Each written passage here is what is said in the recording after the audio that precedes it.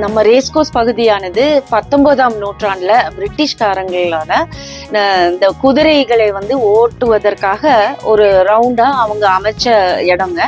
இந்த சிறப்புமிக்க இடத்துல இன்னைக்கு வந்து நம்ம பல்லாயிரக்கணக்கான பேர் வந்து காலையிலும் மாலையிலும் வாக்கிங் போறக்கு, ஜாகிங் போறக்கு, யோகா மற்றும் உடற்பயிற்சி பண்ணுவதற்கு, அப்புறம் குழந்தைகள் வந்து ஃபேமிலியோட வந்து விளையாடுறதுக்கும் பொழுது கழிக்கிறதுக்கும் சிறந்த இடமா இன்னைக்கு திகழ்ந்து வருதுங்க. ஸோ இந்த ராணாங்க ரேஸ்கோஸ் அண்ட் நேபர்ஸ் அசோசியேஷன் வந்து நாங்கள் பல வருடங்களா நம்ம கார்பரேஷன், கோயம்புத்தூர் கார்பரேஷனோட இணைஞ்சு பல வகையில் நம்ம இந்த ரேஸ்கோஸ் பகுதிக்கு திட்டங்கள் பண்ணியிருக்கோங்க.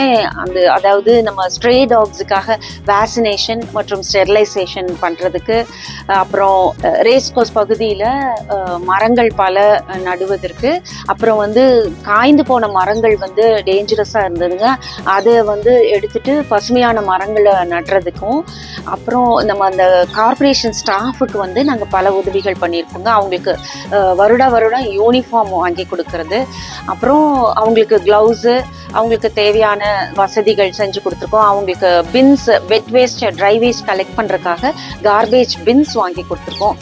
கார்பரேஷன் கூட இணைஞ்சு எப்போ வேணுமோ அவங்க கூட நாங்கள் பல திட்டங்களில் பங்கேற்றிருக்கோங்க.